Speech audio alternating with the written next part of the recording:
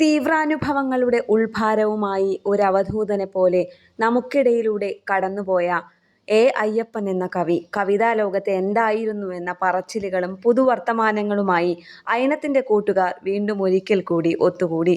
October 21 രാവിലെ 10-ന് തൃശൂർ കേരള സാഹിത്യ academy സ്മൃതി മണ്ഡപത്തിൽ അയനം അയ്യപ്പൻ സ്മൃതി ഉദ്ഘാടനം ചെയ്തത് കവിയും ഗാനരചയിതാവുമായ അൻവർ അലിയായിരുന്നു.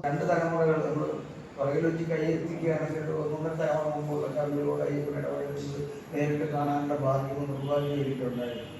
അപ്പോൾ അയ്യോപ്പണിക്കർ സാർ മുതൽ വാങ്ങി മുതൽ സുമാർ അഴിക്കോട് മുതൽ MN വിജയൻ മുതൽ OV വിജയൻ മുതലൊക്കെ ഉള്ള ആളുകളുടെ മുമ്പിൽ അയ്യപ്പൻ പിന്നെ യുവസുന്ദരനായ നല്ല വേഷവിധാനങ്ങളൊക്കെ ഉണ്ടായിരുന്ന ഇവരെ കൂട്ടത്തിൽ മറ്റ് ഒരുപക്ഷെ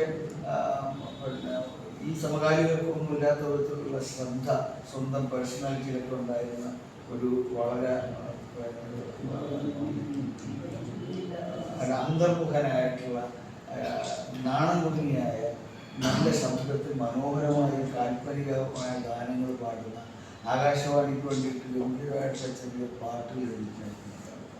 പിന്നെ സുഗത സാറിൻ്റെ മുമ്പിൽ ഇങ്ങനെ പൊളൈറ്റായിട്ട് അയനം ചെയർമാൻ വിജേഷ് എടക്കുന്നി അധ്യക്ഷനായിരുന്നു. ആത്മാവിലും ചോരയിലും അയ്യപ്പനെ അനുഭവിപ്പിക്കുന്ന ഓർമ്മകൾ, അവതരണങ്ങൾ എല്ലാം പങ്കുവെക്കപ്പെട്ടു. Jayaprakash Eravu, Subeesh Thekkoot, Augustine Kuttanellur, Bakkar Methala, Bhasi Pangil, TG Ajitha, Radhika Sanoj, Nafeesath BV, Salim Chenam, PA Aneesh, Sreenandini Sajeev, Shimna, Maneesha Mukesh Lal, MR Mouneesh, Shalini Padiyath, US Sreeshop, Rekha CG, Pramod Cherpu, TP Benny തുടങ്ങിയവർ സന്നിഹിതരായിരുന്നു.